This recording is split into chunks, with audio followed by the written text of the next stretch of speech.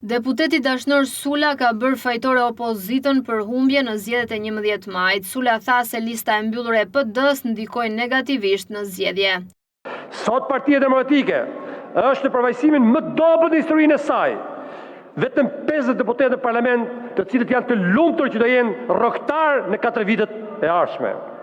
Pas 3 mandate rrazit Partisë Socialiste, qëndrimi ynë politik duhet ishte më i fortë, më i qartë, më organizuar, por ne humbëm dhe më thellë. Pse? Pse ndodhi kjo? Nuk mjafton të thuash Rama na ble votat.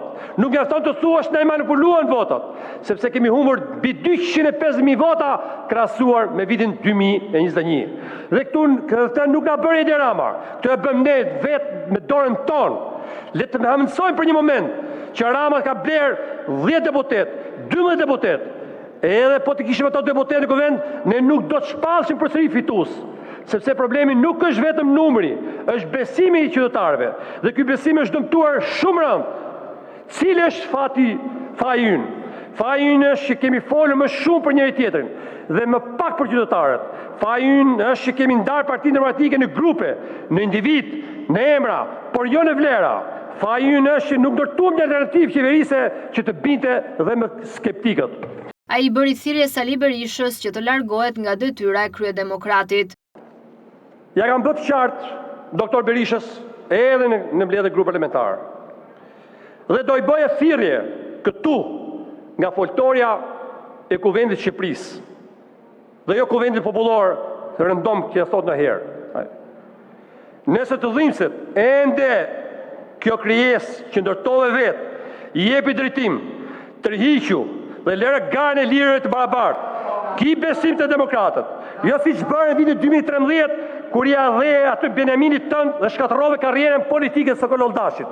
Edhe aty që bërën që shortë vitin 2021, të cilët i vodhët votat kandidatëve të tjerë për kryetar Partisë Demokratike dhe u prishët me 9 qershor, 9 shtator të vitit 2021. Ki besim, doktor, se demokratët janë të mençur, demokratët janë të zgjuar, dhe demokratët do dinë të zgjedhë njeriu që do t'i çojë drejt pushtetit demokratët në vitin 2029.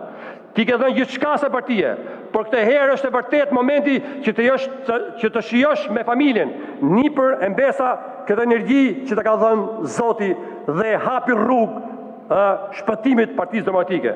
Së dyti, doktor, të kam thënë përpara se të çonin në arrest shtëpie.